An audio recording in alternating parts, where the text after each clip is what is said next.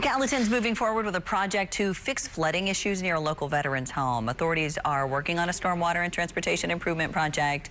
It'll address chronic flooding issues at the American Legion Post 17 veterans residence. This is on South Water Avenue. The project's aiming to redirect floodwaters from the veterans' home to a city-owned pond, along with improving traffic flow in that area. So the hopes to complete the project later this year. Sumner County's government's already partially funded the project with $500,000.